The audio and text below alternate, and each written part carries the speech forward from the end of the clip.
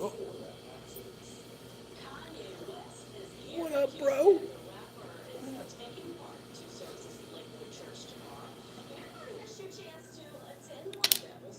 What's cracking? What's cracking, Mark? Got a couple people up in here. How is everybody? What's up, Barnes? Man, everybody having a good Saturday. Everybody's probably slowly waking up. Got a blueberry muffin right here. Mm-hmm. Oh my goodness. Oh my God. So good. What's up, Ashley?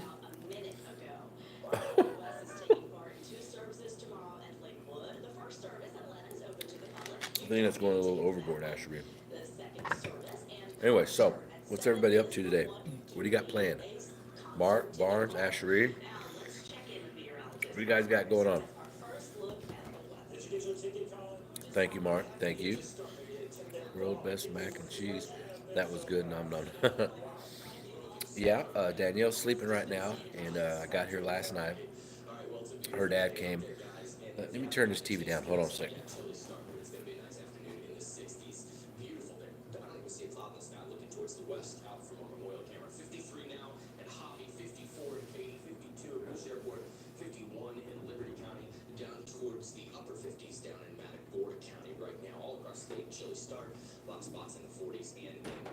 There we go. There's no remote. No. Oh, there's my other quarters. I didn't have a remote for that TV, so I just unplugged the damn thing. No one wants to watch weather and news, anyways. It's all stupid shit. Both channels lie. Uh, so okay, you know me. I'm always going overboard, which is why they should improve my life checks. Okay, so I got her dad stayed with her all day yesterday. We're gonna talk about lawn stuff here in a minute. Um, Her dad came all day yesterday, and I got here last night. So he's got the two babies. The other two are with the other family members hanging out for the weekend. So I'll be here till later this afternoon, early evening. Then I'm gonna go home, run to HEB, get some groceries, clean up the house a little bit, and then her dad's gonna bring the two babies back over, and then I'll have them tonight, and then I'll be watching them all day tomorrow. Hopefully, Mama comes home Monday. Okay, so check it out. Yesterday, I went and did two properties. One of them is my regular customer that I do all the time. The other one was a new one. I was looking at it just kind of a one-time cleanup deal, but it may be regular service. I don't I don't particularly care for that side of town. Um, but yesterday I only had time to do her front yard. Her backyard, I just didn't have enough time. And just her front yard alone took me 4 hours. She had, and I charged her $100, a ton of leaves and pine needles. Now, when someone has their lawn and pine needles and leaves fall on the ground that season, but the lawn is already pristine and cleaned up, the leaves, you can mulch up or you can bag up real easy. But when they've been collecting for several seasons, that pine needles and leaves kind of get underneath that grass and get right on top of that soil. You got to use the blower, go like this back and forth to kick it up out of that grass. Anyway, so I did that. And there was like, I used 50 gallon trash bags, and it took about 20 of those. So that was quite a bit. Let's see here, get some better lighting. Okay. So that was quite a bit. Um, so I did that, and then I was able to edge and mow. Shit, it only took me 30 minutes to edge, mow, and weed eat and blow the front yard. and then because I had to do some edging with the edgers, it was kind of nasty. And all the other time was spent doing the leaves. Oh man! But she left a great review, left a bunch of pictures, so it was worth it. That helps. That's what helps me get business. I don't advertise and market. I don't do any of that bullshit. We waste money with that stuff. We don't care for that side of town because it's full of lopsided people. So no, it's full of like like you need to be packing a gun. You know, and she was telling me that right across the street, like where her street is, the intersecting street that comes this way, that T. She said I don't know a year or two ago or whatever. Two young gangsters out there. She said one of them was selling a cell phone to another one and got shot. I would have moved real quick. She says that normally doesn't happen. That doesn't happen in this neighborhood. I said, well, obviously it does because it did. She goes, well, that's the first I've ever heard of something like that happening. I said, well, I guarantee you that's not the first time it's happened in this neighborhood. Just because you hadn't heard about it doesn't mean it didn't happen. Come on, people, wake the fuck up. She talks about how her husband makes 500,000 a year. Well, if you make 500,000 a year, why the fuck are you living in that neighborhood? All I gotta say. Oh, and I got two houses in Florida, and I think we're gonna put this house up for rent and then move to California where his contract is that's never ending for his job. And I'm like, first of all, I know you're lying through your fucking crackhead teeth. Second of all, nobody in their right mind is gonna live where you live making 500K a year. I'm sorry, no, and your house looking like shit. Don't believe a damn word out your mouth. So, anyways, enough of that shit. So the yard turned out real good. You can check out the pictures if you go to Google. On Google, type in Texas Veteran Lawn Service, click on reviews. I've posted some pictures up there. I haven't posted them in a while, but her name is Tamara. Yesterday she posted the review, 5 stars. All my reviews are 5 stars on Google, on Angie's List, on Nextdoor, wherever, they're all 5 stars. And I'm gonna check out those pictures. I didn't do any before pictures because I just want to get the shit over with. I didn't plan on being there 4 hours. Okay, so let's talk about lawn talk. Hold on.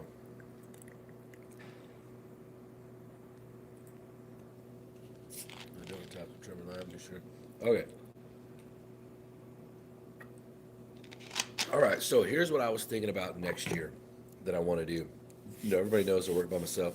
A lot of you guys work by yourself. Barnes, Ashery, Mark. We know a lot of guys on YouTube that do, and there's nothing wrong with that at all. I've had my spell of a few employees, and just didn't quite work out. But here's what I'm thinking about next year. Plus, I got some Walker information for you here in a minute. All right. So here's what I'm thinking about yesterday. Some of you guys know the young kid that was working with me a little bit this summer. His name was Caden, and he's getting a driver's license this year. In fact, he may have already have it by now. And then come next summer, he'll have his own truck. He's got several thousand now saved up already for a used truck, but he wants to get a good used truck. So here's what I offered him, and if he doesn't take up on it, although he said that sounds good, he wants to do it, but if he doesn't, I'll hire somebody else. What I'm looking to do is hire somebody who has a truck, okay? I'm going to outfit that truck with a push mower, a weed eater, and a blower, okay? I'm looking at buying a push mower in the next month or two, maybe even sooner than that, but for sure by next spring. That person will only do properties that are small enough for a push mower. That's it. So that would be like, my size yards, stuff that doesn't take long with a push mower. Most of the time you could do a side discharge. Uh, don't really need to do any bagging per se. Probably wouldn't want to do that, but if they did bagging, they would just leave the bag there at the customer's house. They'll haul it up with them. So I would pay them to go do that. That could be like 5 to 8 yards a day, and depending on like most of all the properties I have would be would be a minimum of probably 40 or 45 anyways, and they wouldn't be picking up any payments. Rather, all the payments would go to me, I would select a day that I would come out and pick up all the payments. That way no employees have their hands on any money at all. So pay that person, 12 bucks, $15 an hour, whatever. I hadn't figured it out yet. Um, then they go and do that. Now here's the thing though: if I pay them 12 an hour and they're driving around in their truck, okay, it may be like I may pay them like 15 an hour. So because in that way, they're using their truck and they're using their gas that they're paying for.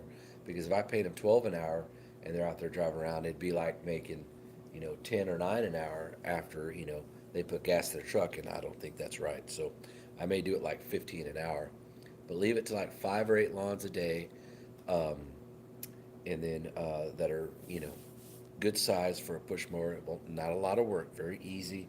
Probably buy like a Honda push mower. And then that I would go out and do the other properties with my equipment. A little bit bigger ones are the ones that I really want to do um, with those machines. So uh, the other thing is, I've been talking to a guy on Facebook Messenger this morning who has a Walker T20, and it has a 36-inch collection deck on it, and it's got the hopper in the back. So it's got 790 hours on it, which is not a lot. Some people say, man, it's a lot of hours. But you think about it. If you're on a property, let's say you're mowing for, I don't know, you do big properties, 30 minutes, right? So you're mowing an acre, and you do acre 30 minutes. All right. Well, that divided by 790 is like 29 point something, uh, 29.9, 29.7 lawns. It's not a lot of lawns. Okay, so if you bump that up, okay, let's say, well, no, normally I'm on the mowing per lawn about 15 minutes, okay. Well, then you just do that times it. So if it's 29, just say, so that's 60 lawns that you cut. That ain't shit, dude. Hell, I cut that sometimes in a week. So, um, anyways, so he wants 3,500 bucks. The mower looks in pretty good shape. I mean, it was in the garage and took some pictures. Pictures are kind of dark, but they look pretty good. I had no pictures of the engine. Um, he lives in Louisiana, and we talked about trading my Encore walk behind that I bought not too long ago, and some cash for that walker. Or if you want to just cash, I just bring him cash, whatever the best option is, maybe a little less than 35. And he said, yes, I'm definitely interested in that Encore. I have a Skag 48. That Encore would be nice to have. And I said, okay. So talked about the accelerator, the Skag Hurricane mulch blades that I have for it. And it's got about 50 hours on the Encore, so not a lot. I mean, I bought it about 2, 3 months ago. And anyway, so probably not even 3 months, probably 2 months. And so we talked about that. He's going to call me later today so we can figure out a price. So what we'll do is we'll drive down through Beaumont, pick up Aaron with Gilmo Lawn Care, and we'll drive on out to New Orleans sometime, maybe the next week or two. And then whatever option you decide, we'll have that on us. And then we'll come back with that Walker mower. So the Walker mower is, it's not in bad shape for 3,500 bucks. He did say, hey, to be honest with you, you might want to put a new carburetor on there. He goes, I took it off the other day, cleaned it, pretty good. It ran a lot better. And he says, but I don't use the machine a whole lot, so maybe it's from sitting still. So let's talk about that for a second. So it's not fuel injected, it's carbureted, which is totally fine. With it being carbureted now, it's easier to work on as far as that aspect. If you have injectors, like a little different story, got different tools and shit like that. So with the carburetor, you have little needle valves in there, and sometimes they stick. If the fuel system isn't used often enough to keep that flow going, it's going to gum up. If flow keeps going and gets used every day, it'll never gum up. Okay, as long as you're putting high quality fuel in there, and you're not putting bullshit additives in there. So, anyways, so what we'll do is before I buy a new carburetor, because I don't know what kind they use and I don't know how much it'll be. It could be $100, could be $200. I don't fucking know. I haven't looked. I don't know what he has on there. But you could take the carburetor off, and you don't know how thoroughly someone has really cleaned it. So take it completely apart, like I've done with other machines. put it back together, and if it runs good, we'll keep doing that. It probably just needs to run and be operated on. So then, okay, so we'd have those two mowers. We'd have the Walker B23 with a 36 and 40-inch side discharge, and we'd have the Walker with a 36-inch collection deck. But my trailer is a 6 by 12, so that would be big enough, but not big enough to dump grass and carry the mower. So hold on, and carry the mower. Excuse me. So what we may end up doing is that same customer I told you I went to see yesterday. Her husband used to do landscaping business. He's got some mowers in the backyard he'd be willing to part with. I don't really want to buy those, but he's got a trailer. It's got the 4 foot walls, landscape trailer, and I think it's double axle, and I think it's 14 or 16 feet long. He said he wants to get rid of that, a few $100 or so. So I'm like, I'm all over that shit, and it just needs. I think the floor is probably good in it, but it's covered with leaves, so I couldn't tell. But if anything, a new floor and a new paint job, you're fucking ready to go, right? So definitely look at that, and then selling my smaller trailer, or holding on to it. I don't know. So there's a storage unit not too far from the house where you can pay to store, trailers in, the open area, and it's not much a month, maybe 25, $30 a month. And so we could do something like that. You know, the only pain about that is unloading the trailer every single day, you know, in the garage. It's not that big of a deal. Two walkers, trimmer, blower, and you're done. It's not that big of a deal, really. So do that. And let's see here. Or I'm missing some stuff. There's Jim. What's up, Jim? Howdy, howdy, howdy. Yeah, Hondas are pretty good, man. Yeah, Jim. I came. I went. I left yesterday. Went to go do a couple of properties. Her dad was here all day yesterday, and then I came back last night. And then now I didn't tell you guys, her projected day now getting out of the hospital is Monday.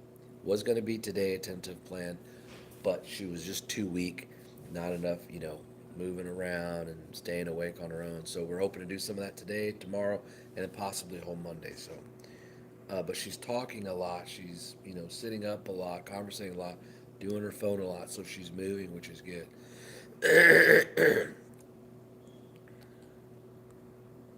Yeah, I seen him when he'd been building that. In fact, I won one of his contests, Ashery. It says if you can guess what this little thing right here is on the side of the trailer, what it's used for, you'll get $100 cash from a jobber. Well, that's not true. I fucking won that contest. And I told him, I said, yeah, that's where you put the plywood on there and then you lean it up. It holds it while you can do everything else. It's like, you're not the only one who's built a clubhouse growing up, bro. Anyway, so it wasn't $100 cash that I got. It wasn't even from fucking Jobber. He didn't say anything about Uber. He didn't say anything about it's not really $100 cash. But he told you everybody it was $100 cash from Jobber. So after like a month, well, maybe not a month, a couple of weeks, uh, that was after, hey, he goes, hey, I'm going to reach out to Jobber. They're going to reach out to you and get you taken care of. I said, all right, cool. So after, a couple of weeks, I wasn't hearing anything from Jobber, and I'm like, dude, what the hell? So I asked him again. He said, yeah, let me check with the lady, and then didn't hear nothing from him again. So I contacted Jobber. And they said, well, we don't know anything about that. I said, okay. I go, well, let me speak to someone in your marketing department because maybe they got something going on that maybe you don't know. So I reached out to one person, and they said, oh, well, I think we got something like that going on. I'm not sure. I said, well, I have your marketing person reach out to me. So the lady emailed me back. She says, yes, I was over that little contest with with Seth. And I said, okay, great. She goes, so she says it's $100 that you get with Uber Eats. And I'm like, what the fuck, dude? Because I'm thinking, well, they're not going to send you $100 cash. I'm thinking, okay, maybe it's $100 Visa gift card. Fucking not even that. It's like, I don't want to use Uber Eats. They don't use the restaurants that I like. I'm not getting Uber Eats from fucking McDonald's. You know. Anyway, so I never used it. I signed up with the link, but I'm like, you know what? It's just because then they're going to want a tip, and you're gonna feel bad because you don't give them a tip, and all those kinds of things. And it's just I don't know. I was just frustrated. It was misleading. Anyway, so yeah, but um, so that was that. Yeah. Also, wooden box. He spread it, Batman black, and then he put a giant sign on it that is in your face. I can't wait till Daniel. I tell you what, Ashery, I haven't seen this trailer since that time. I don't know how well built it is, but all that effort, why didn't you just buy a fucking enclosed trailer? You know what I'm saying? That's got shelving. It's got this. It's got that. Uh, Here's the thing about all that wood. It's heavy as hell on the truck. Not very aerodynamic. You get a lot of rain, a lot of snow. The weather's going to beat it to hell. You know, you might get one season out of it. After that, it's all thrash. You got to do it all over again. What a waste of money. So, um, and it's just, I don't know, man. I don't know. I wouldn't have done that. I think it's fun. I love to build stuff. I think the concept of building something is a lot of fun. It's very rewarding as a man. But I think something like that probably could have had a maybe a little different direction. But to each his own. There's no right or wrong in anything. There's better choices than others. Um, okay, so let's see here. Oh, I have all this papers. Sounds like shit is. That's so. Yeah. Uber Eats is gonna eat a no Uber. So I'm trying to be good. Exactly. All right, what's up, Robert?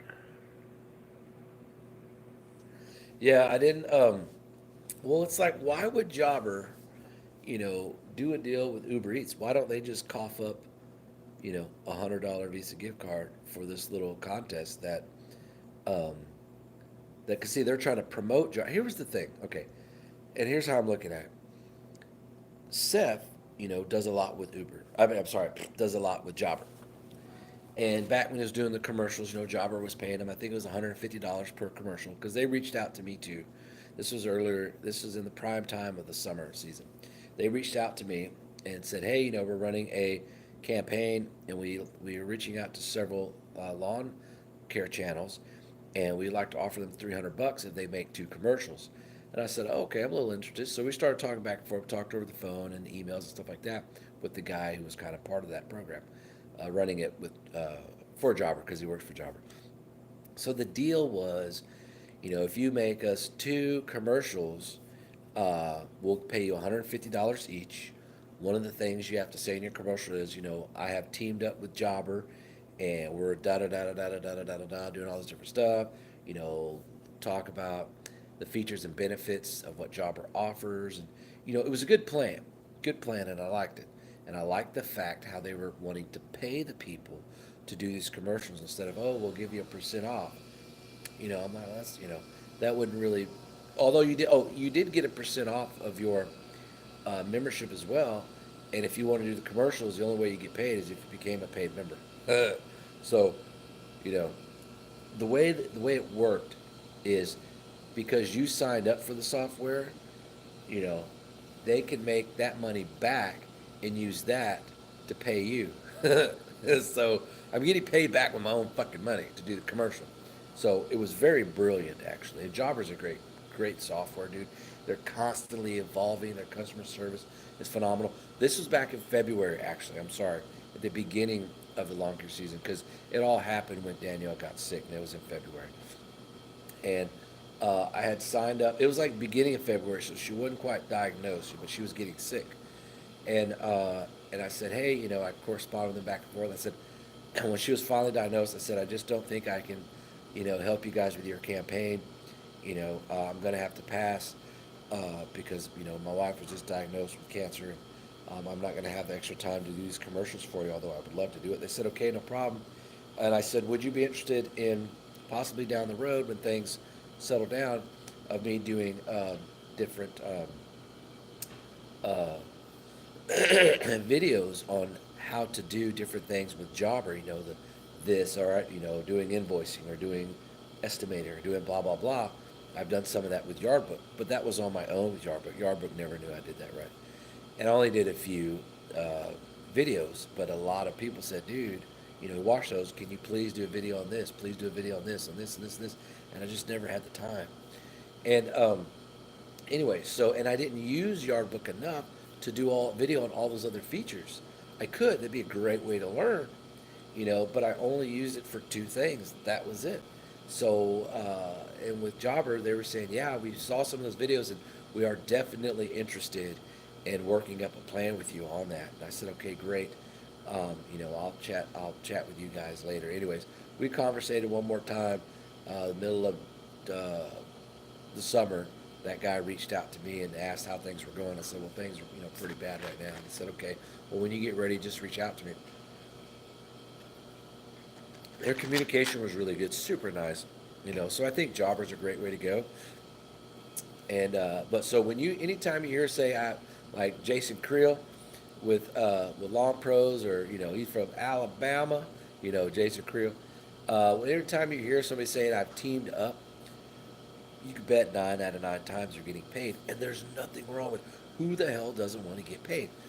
And so I told them, I said, well, hey, if I end up doing your commercials for you or your videos for you, can I, instead of saying I've teamed up, or can I say in addition to, hey, I've teamed up, or hey, I am getting paid by a jobber to talk to you guys and da da da. They said absolutely. They said be honest with your subscribers. So whenever I do that, if I go back to that direction, but I've never used Jobber, and I told them, I said, look, I've never used Jobber. I don't know anything. They said not a problem. We have support on how to use everything, and as you get familiar with the different stuff, you can do videos on it, tutorials. And I said cool. So they were real cool about it. They weren't like, oh, we'll just fake it till you make it kind of thing. And they did not mind me saying, hey, I'm getting paid to make this commercial. And I thought that was really cool. So that tells me, and that was a test to them, that that tells me that they don't want to hide anything. They want to be upfront and honest, and I totally dig that. So, anyways, all right. So that's that. All right. So we talked about the walkers. Conversating with that guy later on today about that. Um, And then let's see here. What's up, Robbie? Jeffrey? To hell with these so-called market brands using what to be lawn companies and rip off people. Yeah, I don't. I had signed up for the Jobber. I had to if I wanted to do that campaign. It was like $20 a month, and I'm like, after a couple of months, because I didn't have a chance to use it because Danielle was sick. I just I stopped, and they stopped it immediately, which was cool. But I just use Yardbook, and I don't use Yardbook to the full potential, and they've got a lot to offer. And then they have a premium paid level. The only thing I use Yardbook on is, at the end of the week or the end of the day or whenever I get a chance. Sometimes it's 2 weeks. I'll go and I invoice all of my customers. I don't send invoices out. My customers don't want invoices. They don't want any of that bullshit. They don't want receipts. They don't want none of that stuff. Not every customer does, and you can always ask your customers. You could be giving them shit ton of fucking receipts, and they'd be like chunking them in the trash every time, but maybe they just too embarrassed don't want to tell you because they feel like, hey, you're doing a good job. I don't want to interrupt his mojo. But you can ask them. You'd be like, hey, would you guys like an invoice or a receipt after every? I don't know if that was that light sun's coming out. Anyways, but I could probably roll the blinds down. See, hold on, guys. Can you see me now? Okay. So you can ask them, hey, do you guys want a receipt or an invoice after every service? And they say, no, that'll be okay. Be okay, great. And guess what? That's one less thing you gotta fucking do. But you still want to update it in your Yardbook or whatever software you're using, because it keeps track of, your taxes, keeps track of, so like for example, that's another thing we talk about. Today I want to talk about lawn care stuff. Whatever questions you guys have, whatever stories you have, I want to bring them into the conversation. Be like, ABC Lawn, had a question of da da da da. So you still want to invoice your your software because you want to keep track of how many lawns you did that month. It's just a good number on that. Then it'd be okay. I serviced this customer, this, all these different customers. We did mowing. So then you go into the item, mowing or leaf cleanup. That's separate. You know, 5 bags of mulch. Okay, you get that down. Then you got your taxes and everything. Now here's the thing: on your taxes. Oh no, we'll get to that in a minute. So I have all that. And anytime someone wants an invoice, you just go over, drop down, send it to customer, email, click, and it's gone. They get it instantly. And then you can pull up all of uh, your graphs. It's got graphs. It's got this and that, all this shit, and you'll know how much money you made that month. You'll know how much money goes to taxes, which is pretty cool. It separates that. I like that. But you have to tell it how much, but it'll do it from that point on. Um, and then it has like, gosh, man, it's just a lot of stuff on there. But the only thing I use it for Yard Book is to keep track of what I've done this past week or two. That's it. You know, how much money I brought in and then who has paid. That's the other thing. When you create the invoice and someone has paid, you can drop down menu paid, or if it's pending, you put down pending. And then when you go over to your dashboard and then you click it, or you go down and click invoices, and then you click the drop down menu, it says active, current, past, paid, or unpaid. You click unpaid, and then it only populates the unpaid ones. And then you'd be like, okay, well, so and so owes me this, and this. You know, these people here. Then you can click on that invoice, and then go in there and okay, they owe for this, and these different services. You can email it to them. You could text them, call them, whatever you want to do. That's the only thing I use Sharkbook for. That's it. I don't use it for anything else. I don't do estimates. I don't do calculators. I fucking nothing. And as far as scheduling goes, you could do scheduling on there, but I'll tell you what, more of a pain in the ass than anything else. I tried that shit. Now, it doesn't mean it's not going to be a pain in the tail for you. Let's check questions here real quick.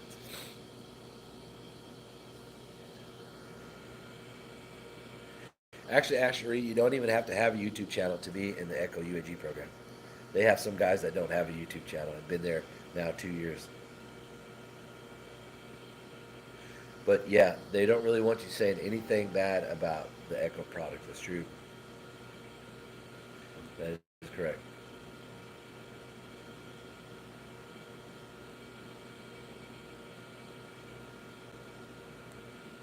Yeah, Barnes, some of the Echo stuff is, pretty pretty bad, but some of it's okay. Uber and Jobber need back off. Yeah, yeah, I agree. And snow mowing. It's snow mowing. I like that. Yeah, but he is. Better guys, anything is some dude there. Yeah, all right, Jim, man, that sounds good, bro. Deer jerky sounds great.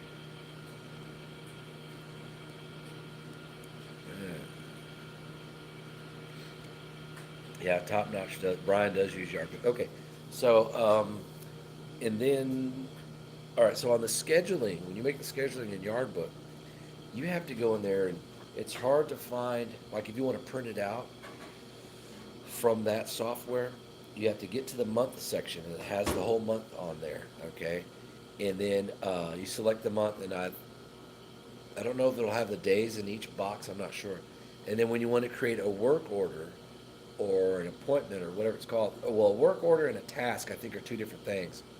A work order I think has like the little hammer icon, and you could click on that. It goes there, and then it'll have the customer's name, and then it'll have whatever. You could only put like four names in that little bitty box. I'm like, well, fuck, dude. I got like 10, 12, 15 people that day. I can't fit all that shit in there. So after doing that, and you could do reoccurring tasks up to 90 days. So for example, say you do somebody's yard on a Thursday every other week. Well, you could do that, and then it populates that for the next 90 days. But here's the thing: when you print all that out, for one, you don't have enough room because the squares aren't big enough. You can't enlarge. You can't this. You can't that. You can't do shit. It's just a regular sheet of notebook paper printed that printer paper that comes out. So you can't put a whole lot on that, anyways. So what I've been doing for 2 years now is well, let me get back to that. So what I would do is then I was using the app too. I was trying the app for a while. Then after a while, I was like, dude, this is too much fucking work. So what would I end up doing is go to a customer's house, and let's just say it started pouring. the rest of the day, and I couldn't mow. All right, so I would log in, go to the customer's name, click, for the put them on the next day schedule. So when I came on the next day schedule, it had their on there. There was a lot of finger work I had to do, a lot of finger work I had to do to get that to keep going. It was too much keep up because it didn't keep up with it. It was just too much. So what I did at that point is I bought the big calendar. I've done videos of this before. Calendar is like it's 2 feet wide by like 18 inches, 20 inches tall, and it's the ones you find on those desks. It's a desk calendar, fucking huge. The squares are like this big. You can put like 15 names in there, depending on how big you write. And then on the right side, about this wide, about 4 inches, 3 to 4 inches, it's a column all the way down with lines. So what I do is I have a book, okay, and in that book it has all of my customers, all of them. It tells me what day I mow their lawn on. It tells me how much I charge them, okay. So then at the end of the month, about the last, I wait till like the day of the new month because people get pushed around sometimes based off of weather or what I got going on or whatever, okay. So I wait till the last day of the month and then I schedule it for the entire next month. So I start with the first person. First person is named Robert, by the way.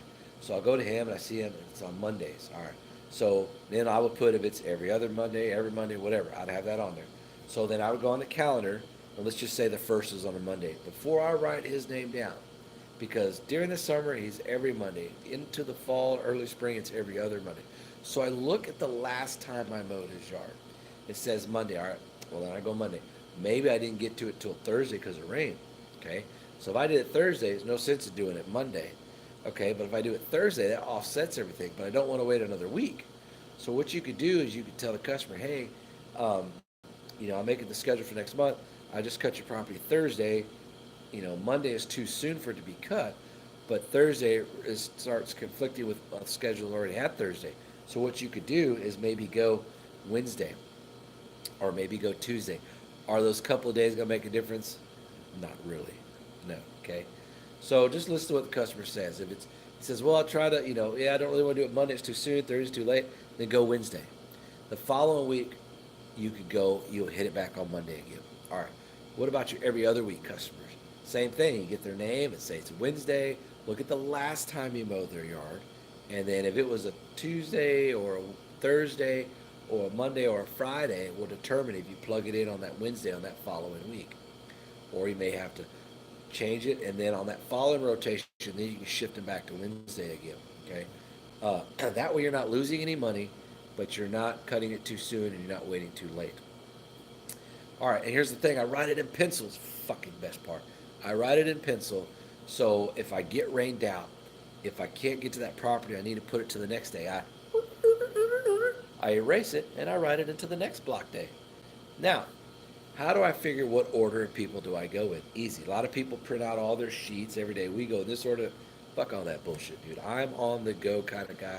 I ain't got time to be fucking with printers and killing trees and shit when I can do it old school way. So I take their name, I put a little dash the right side of all of them. So before I leave my driveway, I'm loaded up in the truck, I'm ready to DD them out, right? Then I go, I know where everybody lives. I know where everybody lives of every customer that I have. And I know where they are. I don't need to look at a map. I know where everybody lives. So I figure out, okay, well, do I want to start the furthest away or do I want to start closest to the house? All right, I change it up all the time. So then I start doing the number, the 1 through whatever it is. All right, who do I want to go first? 1. All right, who's second? Okay, now that person may be down here. All right, there's 2. Where's 3? Oh, 3. Where's 4? All right, 4, 5. Okay, and I do that. And then as I go, once I knock that property out, it's a check mark. I've done that property. If they left money there, because sometimes it's check or cash, I put PD and I put the money in my wallet. If it's quick pay, like Zelle Pay, I don't do anything because, and the reason I do that, then at the end of that week or the end of that day or 2 weeks or whenever it is I get to it, and I update yard book, when I go in there, if it's Zelle Pay and I get to that name on my calendar, oh, okay, Robert paid cash, okay. I click paid because I checked it and I put PD and I know he paid me. So on the invoice, I'll put paid. You get to, say, another customer, say, I don't know, Barbara or something, and there's Zelle Pay. Okay, Zelle Pay. All right, so then I go into my Zelle Pay account and I look to see if I've gotten a payment from Barbara since the day I was there. And if there's no payment there, all right, I put pending payment and then I text her right then and there, as long as it's not freaking midnight. Hey, just want to give you a friendly reminder for payment for lawn service this week or last week, whatever it was. And that's the only thing I ever say. And they always said, "Oh, I'm so sorry, I totally forgot sending it right now." And then you wait. As soon as it comes through, bing. All right, cool. Put PD, click paid and invoice, done. I mean, dude, how I do it is so flipping fast. I haven't used my printer since last year, and it wasn't even lawn care related. I just don't need a printer. I don't print anything. Um, Now, although at the end of the year, what I do, now let's talk about taxes and bank statements and stuff. Okay, so I don't want to stay on here too long because I need to go feed Danielle her breakfast, but she's napping right now. All right, so let me catch up on questions here real quick.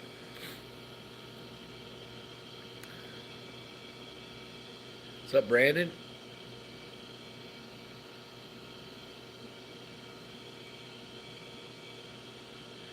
Did you see YouTubers' new rules you have to put for kids or not for kids? Not my thing. Is y'all parents letting the kids watch them? Yeah, it's dumb. Well, it's easy. All you do, you just got to click one thing. It's either not for kids or for kids. I mean, how hard is it just to click that? Who really cares? A lot of that also helps them categorize things. So what happens is you have to look at a different perspective, guys. Is because they don't really have a category. The software isn't distinguishing enough to where, hey, this is an adult content because of what they got going on, or this is a Spy Kids content, they can watch this. So when they click that, it automatically goes to that category. So it helps filter that out so much faster instead of setting it another way. And so if it is for kids, well, then that'll go over here, videos just for kids. And I like how you can't click next, like start the video without selecting one of those. So I think that's good. Nothing wrong with that. That I don't know, but I would think that's the only reason for that. But I think it's a good one because there's a lot of bullshit, on YouTube. You got dumbass, lawn channels like mine, that cuss and all that other kind of shit. And kids don't need to see that stuff. You know what I mean? What'd you do, Brandon? Dang, bro, you need to stop hurting yourself.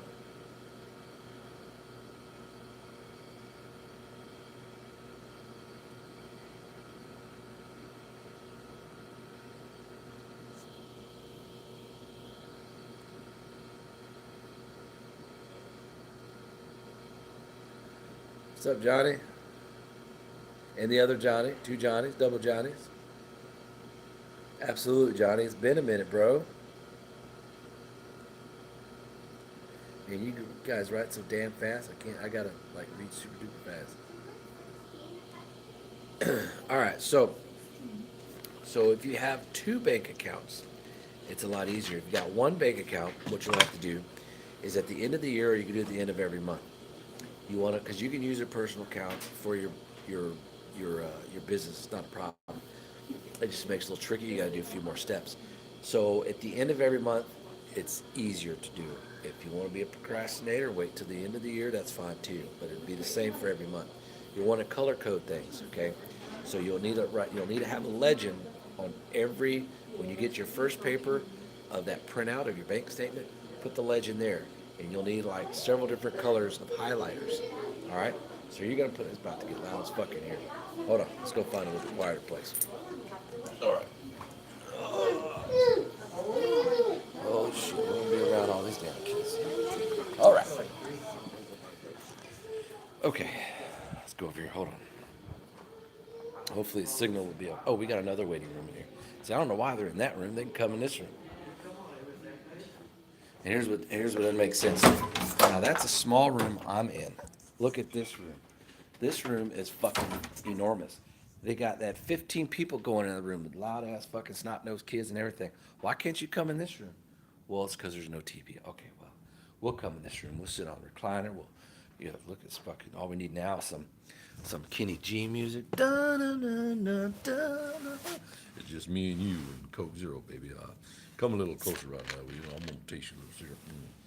Okay, sorry about that. I promise you guys I don't do drugs.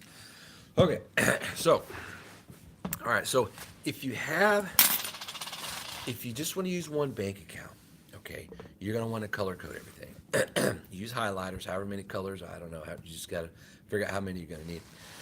Okay, so on that first sheet that prints out, it'll have deposits, withdrawals, da da da. It's like just a quick overview of everything. Okay, how many transactions? Transaction is considered, I think, just whenever you use it. Money going out. I don't think they consider transaction coming in. But anyway, that doesn't even matter. So then you'd write down, uh, like Lowe's. Then you write down Home Depot, or you write down maybe you use a certain lawn shop where you live. Let's say Bland's Lawn Equipment, where I live. Bland's Lawn Equipment. Then you have Walmart's, all those kinds of things. Okay, all right, gas stations, all right, whatever. And then you highlight those guys. You're not going to need 20 colors, okay? Because what's going to happen is you need one for where you buy your lawn equipment. That could be various stores, so you'll need a couple colors for those guys. Gas, that can be gas. Here's the thing: you can buy gas from anywhere, and it doesn't even matter. Just use a color for that. Okay, and then once you get all that down, then you start going down with each one. Okay, collect all your oranges. All right, my oranges are Home Depot. Okay, well, at Home Depot I spent this much this year, or this month, $300 and something cents. Okay, Lowe's is blue. Okay, I spent this much. Okay, and you have all that. Then that's what you're going to plug into, because see, those are going to go together. Your Lowe's and Home Depot go together because that's money going out. Maybe you're buying trim line, or mowers or blowers or whatever, tools or something. All that goes into that, the business stuff. And then, you'll get, some people do mileage, or keep gas receipts, but you can't do both. It's one or the other, and it's always better to go mileage anyways. Okay, so on that. And then if you have two bank accounts, here's the cool thing. That's easier. And I have two bank accounts. So anything that does not pertain to work, it's in one account. I have one card for that to do my stuff. Anything that pertains, like when I'm rolling in the truck, my red truck is only used for work anyways. Although I'm down here in my truck today. Okay. Or it's all work related. So, well, being down here is not work related, but what I was saying is anything in the truck is other than when I come down here. So you keep track of, anything you run that bank card on, buying trimmer line, buying a lawnmower, ordering parts online, anything lawn care related, swipe it with that card. You still got to do a little bit of breaking it up at the end of every month, but it's not near as much because all of that is easy to separate now, because you don't have to try to figure out, okay, now is this separate from this? Because see, remember, we got two cars, so on our other bank account, I'm getting gas for the van and the truck. How are you going to know which is which? See? So that's where keeping mileage, is the important thing. But here's the other cool thing. Since the truck is only used for work, I don't keep a daily log, because at the end of the year is what's only matters. You can fabricate that and just do the best you can. So in a year, I put about 20 plus thousand miles on a car in a year for the lawn business. So you figure, okay, and here's how you can calculate it: is all right, my truck is 2.5 years old. All right, so you take 2.5 and divide it by how many miles it has, okay, or take the miles divided by the years, or however it is that works. 12 would be 12 months, I believe. Then that would give you how many miles per year roughly. Now, I didn't use it the first year for work because it was the family truck.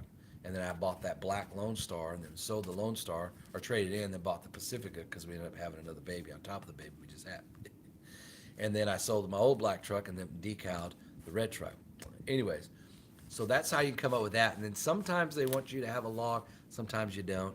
But you can make a log, and you just guesstimate the best you can. So if you say you did 20 miles, all right, well, then you go back, you work Monday through Friday, right? You start back in fucking January, do all that, and then you just make the numbers, the best you can. And that's really all they're looking for. They're not, you want to be as highly as accurate as you can, and it's the best thing to do. But sometimes it just gets away from people. But if that truck is only used for work, it's so much easier to keep track of those things. All right, so then you're going to be doing probably a Schedule C type of tax return. So now, the way it used to work is if you bought a lawnmower, for example, and it cost you $10,000, you can write off that whole thing that year, $10,000. You can't do that bullshit no more. Well, it's not bullshit. It's great, but the IRS, fuck you, says no, we can't do that. We want our money. So what they do is they let you depreciate that over 3 years. And so I think what they do, because I get confused every year. So if it's 10,000, divide that by three, and that's what you get back that year. I think is how that works. And then some items, there is a column for some items that I believe you get back 100%. You can itemize everything, uh, and you're gonna do that. You better keep your receipts. And that's the other thing. So if you buy at Home Depot or Lowe's, okay, you can call their corporate office and speak to someone in that handles receipts and stuff. You may have to pay 20 to 25 bucks, but they will mail you every single receipt, like a copy, print out copy of every single transaction you ever made at that Home Depot, any Home Depot, all of the Home Depots put together with that specific card that you use for that year. And then you can itemize everything. Oh shit, I bought an ice chest. Oh, here I bought a candy bar. Can't fucking write that up. You know what I'm saying? Ice chest. Is that part of the truck equipment? I don't know. Maybe not. Oh, I bought the trim liner. Oh, I bought a set of socket wrenches or whatever. So all of that is, you know. So that stuff there you could do. Let's see here. What else? Oh, I need to change positions because that was killing my neck. All right, hold on. Oh, I gotta give it 3/4 in. All right. So on state taxes, here's the other thing. Now, some states have state income tax. Some have state sales tax. Some don't have tax at all. And then there's other tax. There's franchise tax. There's this and that tax, and all a bunch of fucking bullshit. But here's the other thing. Those taxes go to pay for different things in that state. They go to pay for, the people who are in Congress. Um, they go to pay for roads. They go to pay for, the people we need, like firefighters and ambulance people and police officers. And, so a lot of that money goes to that. It funds that for different things, training centers for police academies and all kinds of stuff. So I get it. I totally get it, you know. But I guess what frustrates me sometimes is, the federal, they want their, 18, 20%. The state, here where I live, they want 8.25%. Okay. And then that's 8.25. That's just sales tax. And then there's a county tax of where you do business in. All that together is 8.25. And then so like state sales tax is 6, and then county is 1.25, which makes 8.25, or 2.25. Sorry, and that makes 8.25. And and then if you have the franchise tax and corporation tax and all that stuff, you're like, fuck, dude. By the time it's done, it's 50%.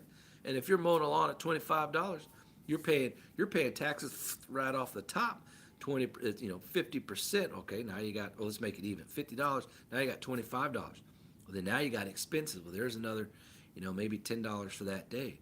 Well, shit, I got $15. If you got an employee, well, there goes that. How much you made? Zero. How much? Fucking zero. So taxes is a real pain in the ass.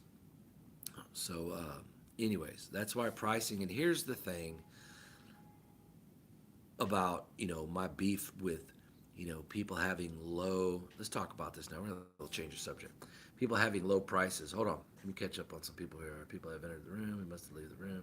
Oh, like numerous. Yeah, we just need some Wi-Fi, baby. Yeah, we got Wi-Fi. I'm on it. Preach the gospel. All right. Let's see here.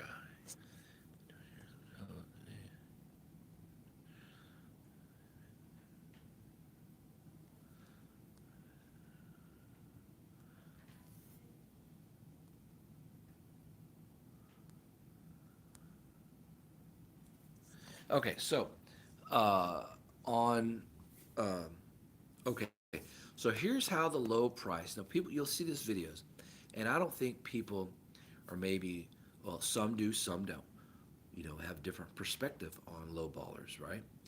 But is low baller really the term used? Yes and no. Now we're changing gears. So we talked about taxes. And, here's another thing about taxes. On state taxes, the shit needs to be filed every quarter. Okay, so if you don't file that quarter, you'll get a notice in the mail. Don't worry, you're not going to jail right away. Notice I said right away, and it has an estimated on there of what your tax on what you made. That's based off of what uh, is the going. Like I said, that's an estimate. That's the estimate. Hold on. That's an estimate of what that industry makes in a quarter on an average per quarter. So that's what you get. And then you would have your late fee and also the bullshit. All right. And then what they want you to do is you go back and you go online. You can go online and do it, or you can go to the tax office. You fill out the short form. And basically, you're right, there's 4 lines. Well, it's different for every type of business. For my type of business, lawn and landscape, it's only 4 lines.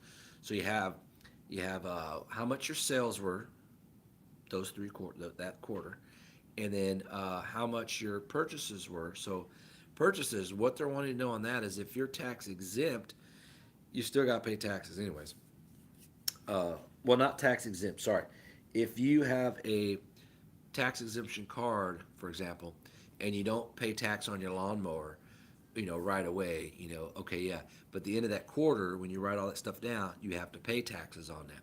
So you might as well just fucking pay it up front, because then you write on there, well, it's going to be zero, or it's the same number, or whatever the case may be. And then you have I forget what the other lines were. Anyways, and then you pay that. You pay those taxes. And then you get caught up. Now you can file for a payment plan. Generally, it takes 60 days when you file for that, and you have up to 1 year to pay. Now, the IRS, the state tax IRS folks, they're pretty tough. I mean, I was sitting in the office last week to get caught up on my last 3 quarters because I got behind because taking care of Danielle. So check this out. Then we're going to talk about this other stuff. But hold on, I feel a draft in here. My butt crack is showing. Hold on a second. Okay. So, what happened is I'm sitting there, waiting, and you got everybody else in there waiting too. There, all these cubicles are open. The one guy hadn't paid taxes since fucking 2009, and he's talking to the people here, and I'm like, holy shit, dude. I'm like, dude, you're lucky to not be in jail, right? And anyways, and so they're talking back and forth, back and forth. Guy comes out of the back office, come down. Well, when are you going to pay? When is this? When that? How much can you pay today? This and that. Da, da, da. All right. Well, you need a file for these quarters right here, and this and that, and So he's on his phone trying to figure out stuff. He's like, you can't leave until you do this. And I'm like, well, you can't fucking tell him he can't leave, right? But they verbally threaten you because it scares some people. Then the guy said, well, I'm not paying. I'll pay later. So the guy went into the office, came back out with one of the state police officers. He walks out, and goes, is there a problem? I'm like, look at this motherfucker, right? And the guy says, no, there's not a problem. We're just talking about taxes and stuff. He goes, oh, uh-huh. And I'm like, oh, really? Anyways, so they threatened him. They said, okay, we need to know exactly when you're going to pay and how much. Today, tomorrow, Friday, when? The guy says, yeah, I can come back Thursday. Okay, put it down. And then the officer left. I'm like, so they used the officer to lean on him a little bit to confirm to a day and time, because if you don't, people are like, oh yeah, well when I get the money, I'll mail you. And then he's got a sign of when he agreed to come bring the payment, because that's what holds up in court. If it doesn't, verbal agreements don't hold him in court. There's no solidness to that. So that's why they do that. They pressure you, and they take certain people to be in that. Did you know, person who does the average Texas state comptroller makes $96,000 a year? Oh, that's a lot of cheese. Okay, so we're done with that. All right, so let's move on to what was I about to talk about? Shit. Damn, I was about to talk about something. Uh, Mowers? No. You guys refresh my memory because I can't remember now. I started it and I said, no, we'll go back to that in a minute. Shit. I hope they don't think about coming in here because they're not in the fucking hallway out there. Nasty ass fucking people. Anybody remember? 1100. 110 because they are tax exempt. 110. Yeah. See, isn't that stupid? Um, Man, I was going to talk about something. I can't remember what I was going to talk about. We're going to talk about lawn business. Oh, I know. Low ballers. Okay. Low ballers. Low ballers. I think when people talk about low ballers, and I've watched several channels talk about this issue. And here's the thing: we'll just go straight to the nut cutting because I don't like bullshit. Um, okay, the reason low prices are bad, but we're going to talk about why they're good. Okay, the reason they're bad is what happens with the last, let's say, 50 years that the lawn business industry has really started booming. Low prices, whether you pay taxes or not, low prices after a long period of time that starts spreading out. Everybody starts doing low prices so they can get some of the business too, right? What happens now is then the person paying, the customer, gets used to that price, used to, their big ass fucking 10,000, square foot corner lot for 25 bucks, right? And for years, for years. And then a company comes along and then so a company comes along. I think they're leaving. God, I hope. And the company comes along and says, "Hey, it's going to be, my corner lot fee is $50 minimum." $50? Well, we're used to paying 25 for like the last 5 years. Well, sorry, the and what I say is, sorry, but the American price. That's what I say. The American price is $50. That's what it should be. And when they started arguing about that, I said, I'm not trying to I don't want you to think I'm trying to overcharge you guys. I said, but what happens is companies come in and they offer an extremely low price, and people get used to that for so many years, and they lose track of what really the price should be to cover taxes, to cover expenses, and to give the person a fair wage for their time to live, to live life, raise kids, whatever, And well, they don't want to hear it. They're not interested. They want that fucking $25. That is what has fucked up this industry, is on those low prices on any industry. Okay, any industry, electrical, tree trimming, gardening, construction, whatever. Okay, that is what has happened, and people are used to that lower rate, and they think that's what I should be getting. Really, you don't fucking bitch about paying $30,000 for a fucking car you're buying. Then you look at their cars and they're driving a fucking Cadillac CTSV, and you're like, really? Well, I know the car is at least 60K with that fucking 400 block in there, and it's just like, don't give me that bullshit. I don't have time for you. But that is what that has happened because of that. Okay? And it will never be undone. It can't be undone until, and here's how it works. Now, there's low ballers of all kinds. Whether you're a legal alien, it doesn't really matter. Primarily, it comes from that. Okay, people who are not licensed to do things, but they're they're citizens. So here's the other thing: people think, oh well, they're illegals, that's why they're charging low. Okay, well, yes, that is predominantly the case, but there are also people who are not licensed and registered to conduct business, but do it anyways, but do it for less amount.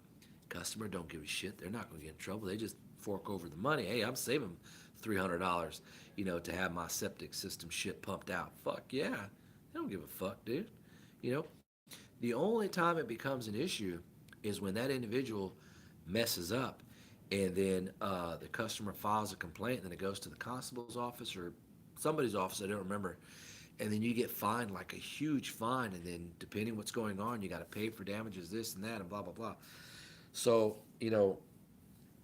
but the point being is the low price for a long period of time is what offset a lot of things in any business. Fast food, has done the same thing. And then Chick-fil-A comes around.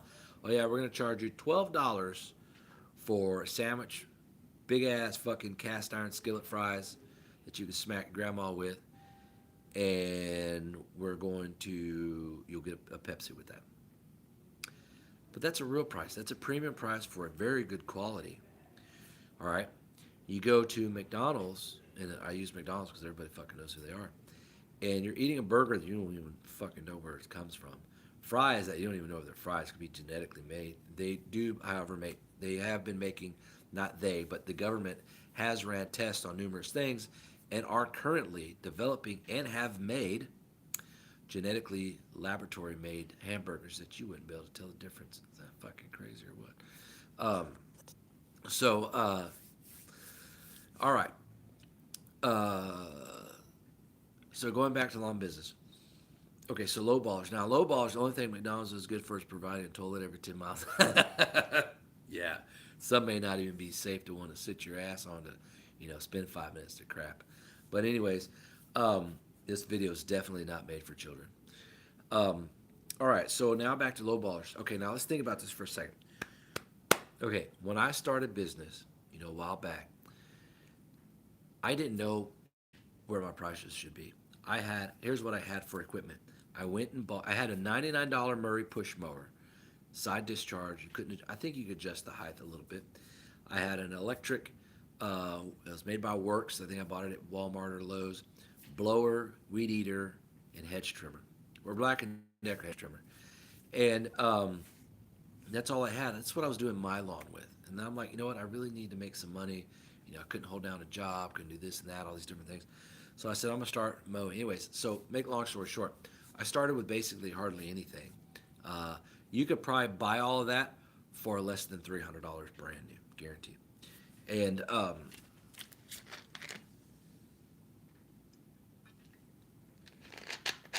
had the 200 feet of electrical cord pulling behind me, snagging on every fucking thing.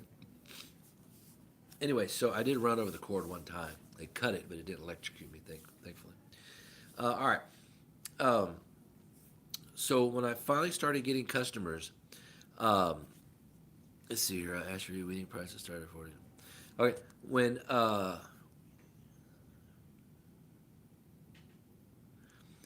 when I started getting customers, I was like $25, $30, 35. The prices were adjusting depending on the size, but I really had no way to gauge it. I didn't have people to go and ask. I didn't have a mentor to follow. I didn't have any of that bullshit. And all I know is every job I got, I did it the best of my ability plus 10%. See what I'm saying? I gave it all my all. When I thought I did the best job, I did it, not necessarily did it again, but then I started nitpicking it to make it perfect. And here's how that came back to help me. After a very, very short time, we're talking like, 2 months of mowing, customers were saying, Kevin, you do excellent work. You should be charging more. And so people would start paying me more when, that customer was paying me 25, they would hand me $40. And I'm like, wow, thank you.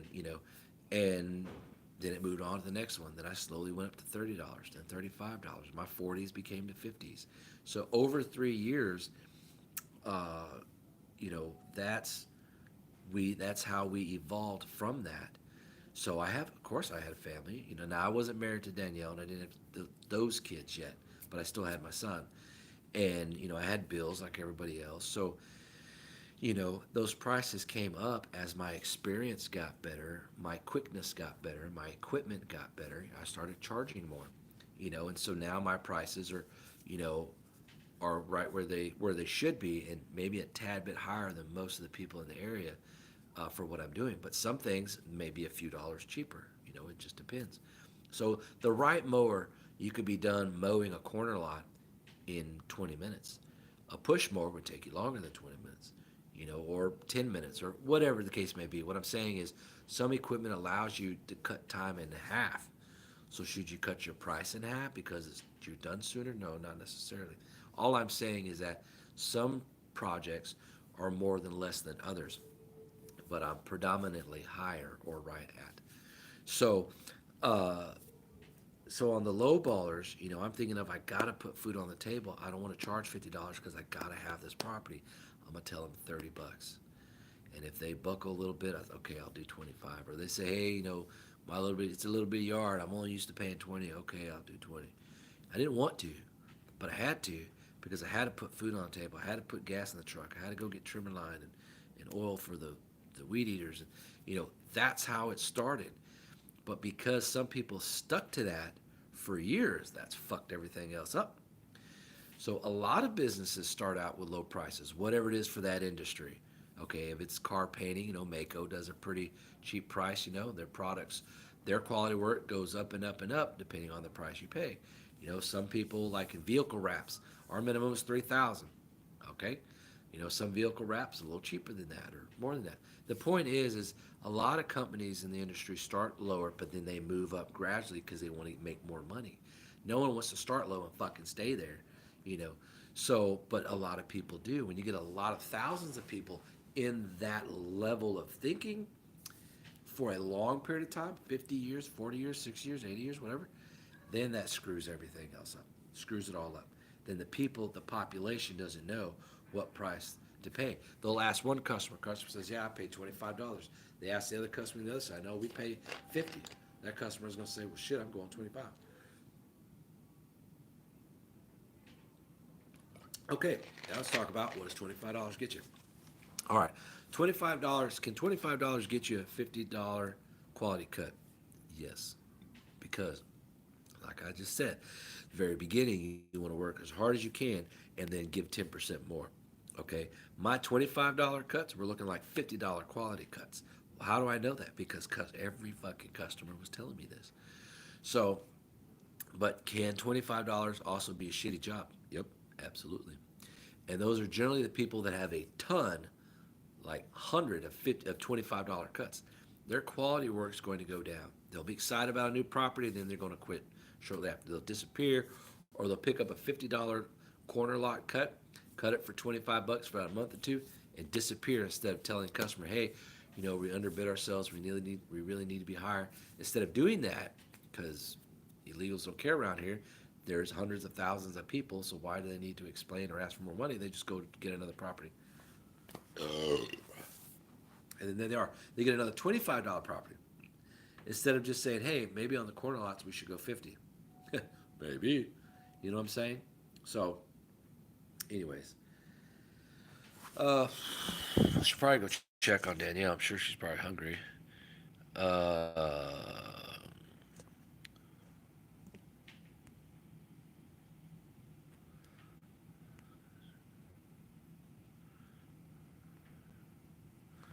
oh, man. Okay, guys, I think I'm going to get out of here. Ben from Rankin Lawn Care was picking up so many customers. Their last guy just left and never came back. Oh, jeez. Yeah, so all through this season, I had between 45 and 60 customers, and the season before that, I maxed out at 71 that I'm doing by myself every single week. And I'm like, okay, I just got to where I just didn't want to do that no more. So this upcoming year, what we're going to do, we're going to have two walkers because I know I'm going to buy this walker from this cat, which would be great. And then I'll look at getting. I don't really want a larger collection deck. I think 36 for the collection deck is great. And then my B23's got the 48 inch and 36 deck would be good. I can keep the 48 on that one probably, but still get a push mower. So here's what I'm thinking about. Okay, so next year, I'm gonna hire Caden or someone else like that. All they're going to do is push mow properties that are small enough for push mowing. That's it. 5 a day, 8 a day. Let's say 5 a day. So that's 25 in a week. That's 25 I don't have to do. Then I can go and do, you know, um 30, you know, that week by myself. So 30, so that's 55 in a week. That's quite a bit. But we're going to be paying him, so we need to bump that up. Um, we're making, more money to where it's not really costing us much to pay him, not coming out of my pocket. In other words, I pick up customers, 10 more, let's just say 20 customers that I don't have, well, it'd be more than that, say 30 customers that I don't already have. They're 30 new customers, right? So, and then I pay him from that. So it's not really coming out of my pocket because I'm not doing the work. He's not working with me on a property. That'd be a little different. That's just my way of thinking. So, the goal is to bring on, X amount of dollars extra a week after paying him, to put into the bank and then separate for taxes and equipment and stuff like that.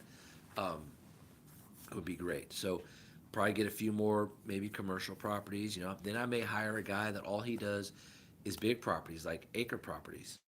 You're probably thinking, well, why don't you just hire a crew? You got to do all these. Well, because some people it's easier to do one thing than it is another thing. So if I hire a guy, let's say one guy or two guys, okay, two guys, and I put a trimmer, two trimmers, because one may break down, two trimmers, blower, and a zero turn, say a 50-inch zero turn, on a trailer, and the guy provides their own truck, okay, and they go, and then they go mow single acre properties every day for me, or 2 acre properties, and I pay them to do that, okay, and then I have a guy that he has his own truck that he can load the mower, blower, and trimmer in the bed of his truck, and he go and does 30 properties a week, push mowing, or 25, or whatever it is, 5 a day. I don't really care, and he's doing those by himself. Okay, and then me and maybe one other guy are going on my truck with the walkers and doing that. So that's a pretty cool deal because if I buy this other trailer from this customer, that would go on my truck. The smaller trailer would go on a truck, that somebody would run maybe a big zero turn on to do bigger properties, and then Caden or whoever can run the small truck to go do that. Now he could probably pull the trailer. I wouldn't probably put a trailer on this truck yet because it would be new to driving. Um, Anyways, so then I can jump to 100 plus properties. That's quite a bit, and maybe the most I would be doing is maybe 30 a week. I kind of like that idea, and I may try to do something like that. We'd have to do social security numbers for everybody because I have to make sure at the end of the year, when I go to turn everything in, I will be turning in how much I paid out in wages. Because here's the other thing: if you got employees and you pay wages, you got to in the state of Texas, you got to pay uh, uh, what is it called? What is it called? I didn't get workman's, not workman's comp, but the other one, unemployment. You got to pay for unemployment. I'm like, really? So I don't know if there's a couple different options. If you offer unemployment or you don't, or this and that, or if you have no choice and you have to pay. I don't really know. I don't remember because I never really had employees. The other people I just paid cash, and then, I paid them even though I paid the taxes on it. You know, as money made, even though I gave it right out, still pay the taxes on it. So I may do it like that. It just depends, just to make things easier. I really don't know. I'll have to get with the tax attorney that I used on that, figure out what are the different options on that because I may be looking into that next year. Because I do want to grow more. First I thought I was happy with where I was at the very beginning. The very beginning I wanted to grow, grow, grow, grow. Then I wanted to hire some employees. That turns out, not very good, except one was really great. That was Nick a couple years ago. And then I went back to solo again, and then I found Caden. I'm like, okay, and then I have this thought, okay, what if I did this, this, and this? I could expand without having so much stress. So that's the thing. And if you pay at the end of the week, you know, you make sure you have all your equipment before you pay them. And then that way you have it for the next week. And if someone walks off with your stuff, they don't get paid. But I'm also going to I'm going to see how much LoJack and some other tracking devices cost and how small they are to put on different pieces of equipment, especially the mowers and the trimmers and blowers. I could probably fit them inside somewhere. I'm going to find out how much those cost to see if I can protect those kinds of things. The trailer too, so the trailer doesn't come up missing. No illegals. I'm gonna go to your house. I'm gonna know where you live. Your wife. I'm gonna meet them. I'm gonna meet where you worked at before. If you have a current job, I'm gonna fucking go there. I'm gonna know everything about you. I'm gonna run criminal records, everything, because I don't want my shit coming up missing. And if they do, I'm not gonna be like some people write it off. I'm gonna come find your ass, and I'll fucking flatten your car or something like that. But anyway, so that's what I'm thinking. Maybe next year, maybe boost up to 100 properties, 150. See how that goes. If it goes really well, you know, uh, we'll see if I want to expand from that point.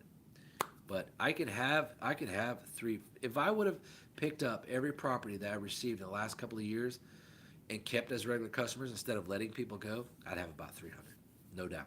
I turn people away fucking all the time because my area of where I work is so small that I want to stay around.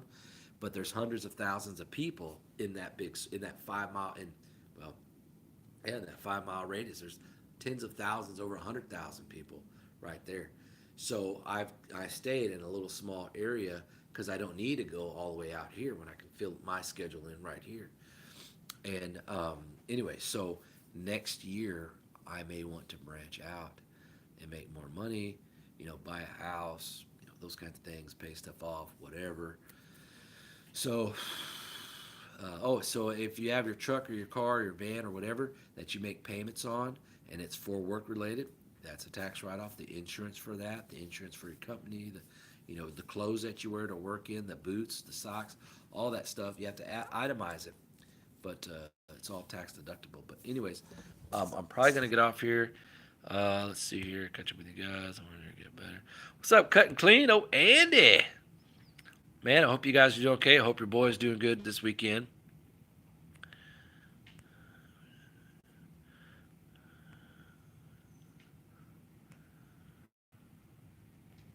Tra- Trackers. Okay, thank you, Andy. I didn't know that. So I'm going to look at Milwaukee uh, to check that out. I know it's all new to me, so I know there's probably a ton of companies that make those types of things.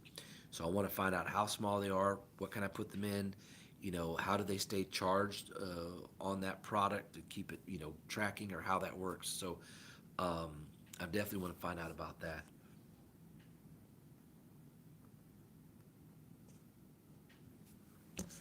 Oh, dude, overgrown properties, Ashery, that'd be the bomb. Yes, we'd all go drinking and have hot wings and then not be able to remember where we parked. Another 5 a.m. live stream. Yes, yes.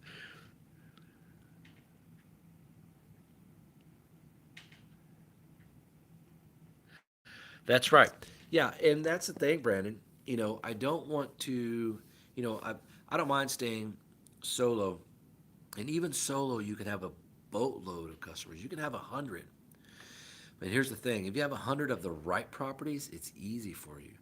If you have of 100 of so many kinds of properties, then it becomes a lot tougher for you. So, for example, you could contract out all your landscaping jobs. Now, I have yet to do my video to talk to you guys about the landscape company I tried here recently on subcontracting out. I haven't forgotten about that live. We're going to do that live and talk about, what what shit baskets they are. And I got the text message, of our conversation back and forth, and just to show how much of a fucking nutbag this guy is. Degenerative nutbag. So degenerate nutbag. Anyways, but yeah. So if you have like small properties and you had 100 of them, dude, that's easy to do, right? So you figure each property take you maybe 20 minutes, and if you have like I don't know 40 in the same neighborhood, shit, dude. Anyways, so depending the type of properties that you want will depend how big, what equipment, how you want to route density, everything, all that. It all depends what you have in your area that you can work with, and that's what I would look at first when someone's thinking about expanding. Okay, what do I have in this radius of where I live?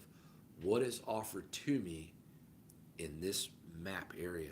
You know, do we have an airport? Okay, possible commercial. I had a commercial contract for a flight company, ATF, no, AFAF, whoever the fuck they are, for so many months before they moved their flight school to another city.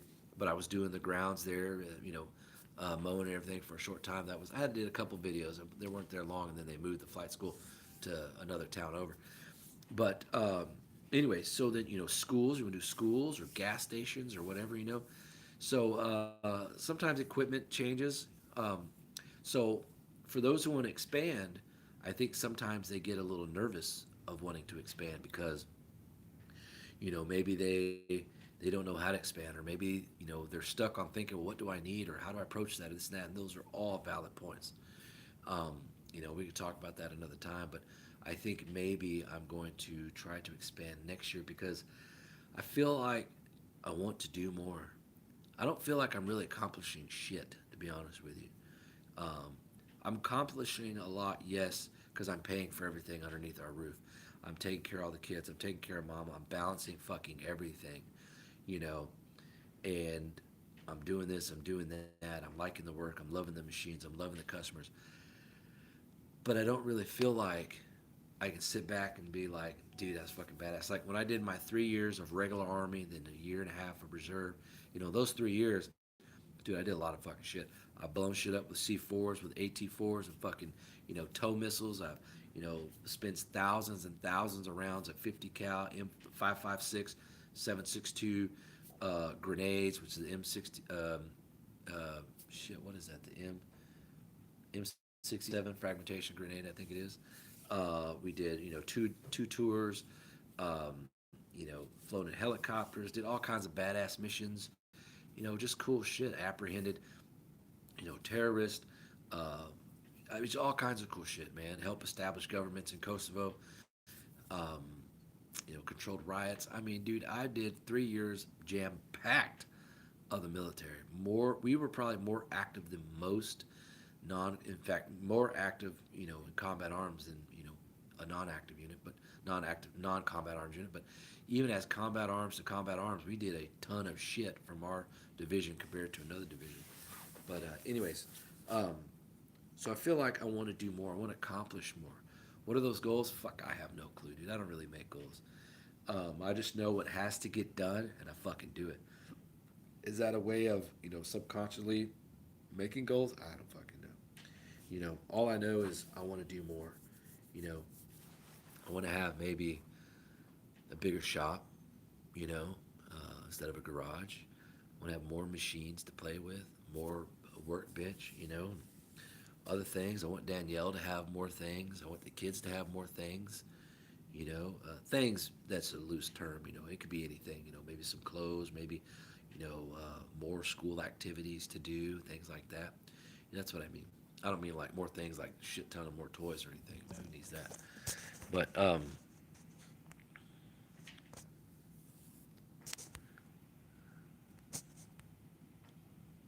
I don't need a bodyguard, Brandon.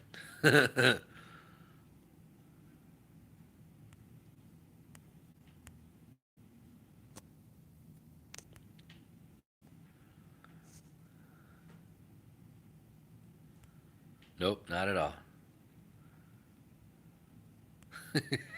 I'll never live that down of falling asleep. Oh, but that is classic. That's no doubt. Yep, absolutely, Ashery.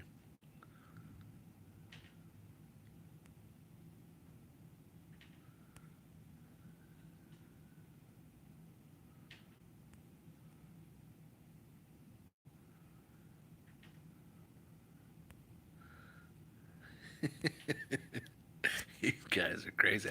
I'm just reading the comments. I'm sorry, I'm silent right now.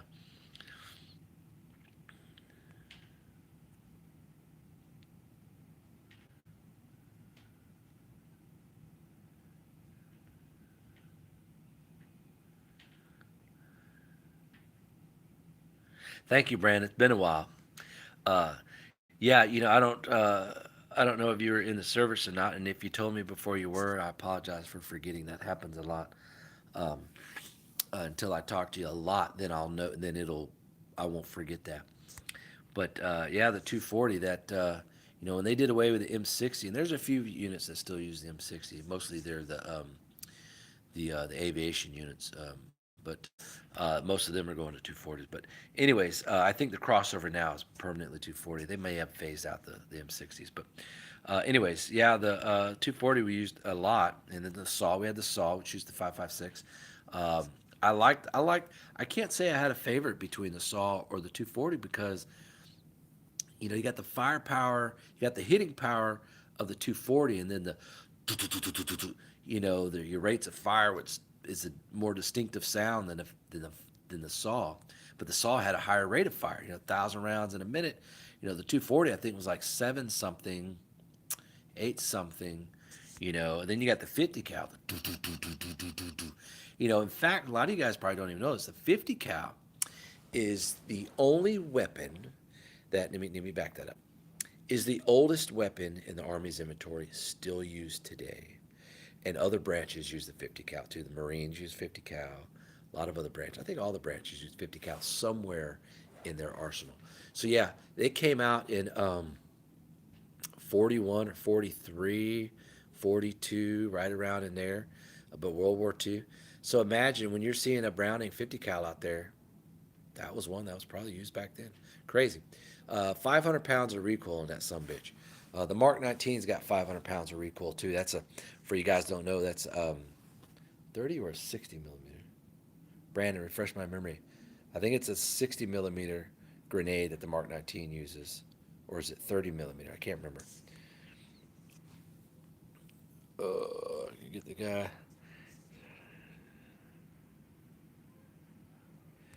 Thank you, Ashley. I appreciate you, bro. uh, I love it.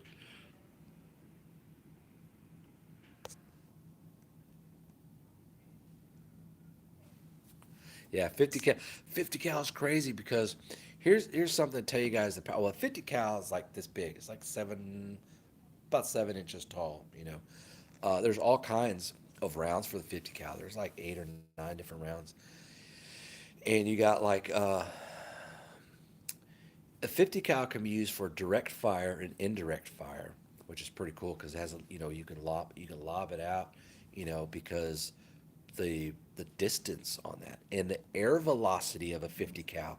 Here's what's scary: the 50 cal doesn't even have, like, if you're aiming for someone's face, if you're aiming for someone's face, it doesn't hit their face, but it's like, like right here, not even hitting their ear, but like right here, the velocity is so strong that it can tear and rip this skin, but not even touch you. Is that fucking crazy or what, dude? Okay, I'm getting out in here for sure. Got to go wake her up, spend some time with her. But I appreciate you guys. We're gonna do some more lawn talk another time. I'll be home this evening. Have all the kids tomorrow.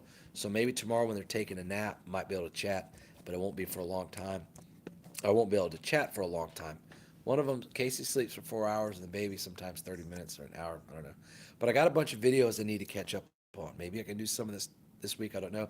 Super Clean sent me some stuff. I reached out. Oh no, no. Super Clean reached out to us. Jessica Halfling from Super Clean reached out to us in marketing, and we did a video about that a while back. Talked about it. We got all the products in. We haven't had a chance to do anything yet. They're still sitting in the box. But we got that. We got a Craftsman, the M60 volt hedge trimmer we want to use and do that we bought, and then we just got other videos we want to talk about. Um, Tons of stuff. So I'm trying to catch up, but it's hard because we got to take care of other things first. But anyways, you guys have a great weekend. I appreciate all of you guys who came on here and chatted with me, and a lot of you guys I was noticing were chatting with each other. That one I'm not 100%. It might be a 30 millimeter there on a chain. That's right. It's a thump thump, then boom boom. Yep. But it takes so many spins in the air, but activate. Yeah. So what happens is, uh, kind of like um, the let's see here. Yeah, because it's got to arm itself. It's got to rotate so many times. I think it's got rotate 1.5 times, but it's not real fast. There are slow turns, and a minimum I think was like 30 meters that it takes to arm itself, something like that. Yeah, and they're you got HEDP. It sounds like double penetration. No, you sick fucks. Stands for oh, dual purpose. Yeah, high explosive dual purpose. Then you got other types of rounds they have too. The dummy rounds, which are your training rounds, and actually, somewhere in my room, I have a spent shell I took off the range when we were there. It's got the two links on each side. It's a lot of my army stuff is still in boxes. That we had a chance to fully. We've moved in this house February 1st. We have not had a chance to fully unpack everything yet. Stuff's still in boxes in the storage unit, and that's there's a couple of pictures on the walls, and that's it. And that's because we've been so busy taking care of Danielle. We hadn't had a chance to be a family and open up everything and do stuff. But we're gonna get there. Anyways, guys. All right.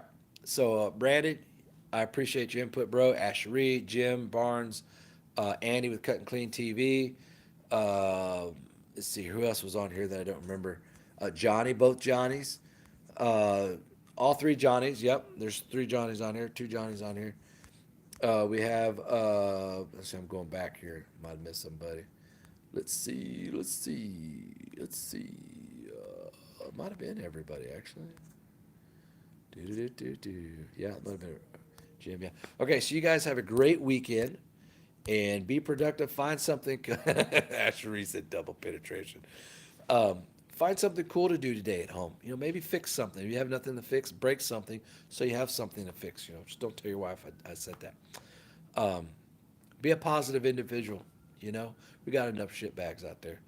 And you can be a positive individual to anybody, but be it naturally of who you are. High explosive. When you go after not going for a while, do a purpose because you get 2 to 3 times in the span of 30 minutes.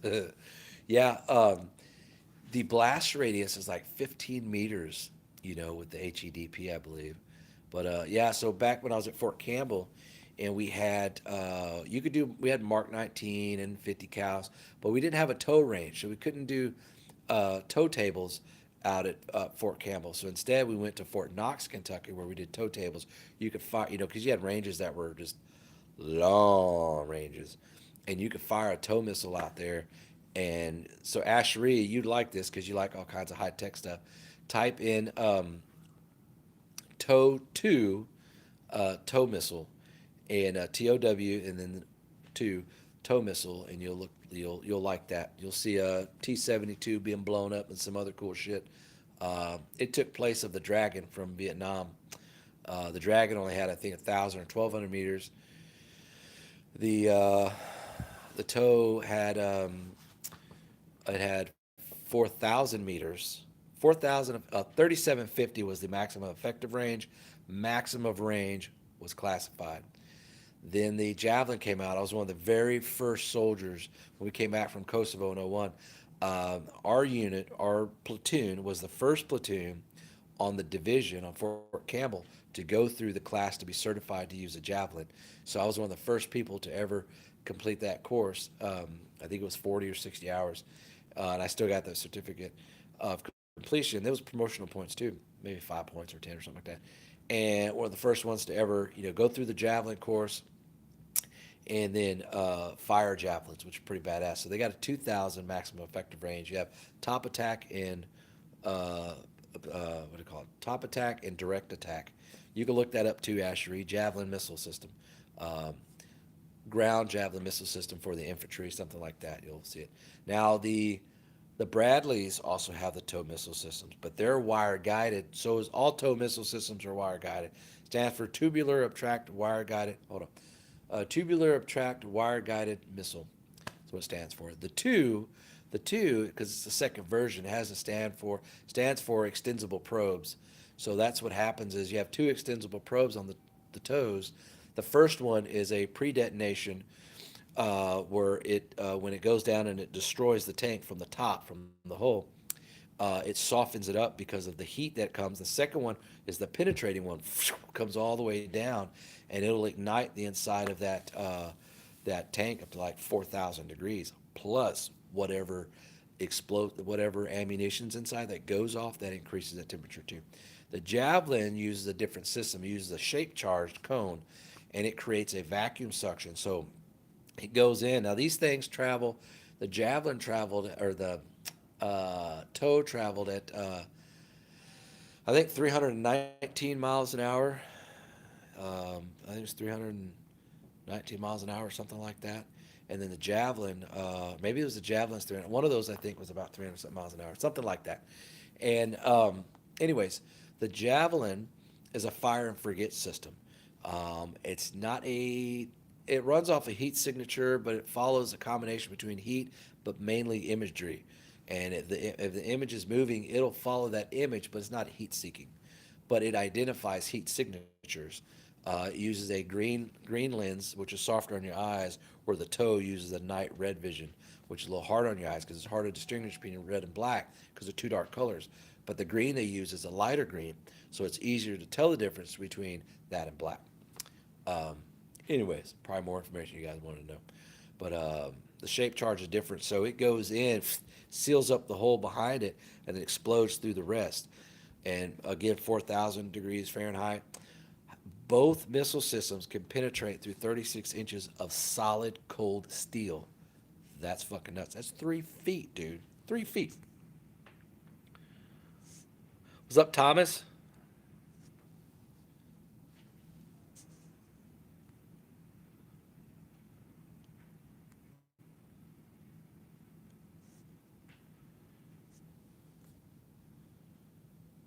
Okay, guys, I'm getting out of here. Thomas, sorry you came in late, buddy. Text me later. You guys have a great weekend. Love you guys. I'm out.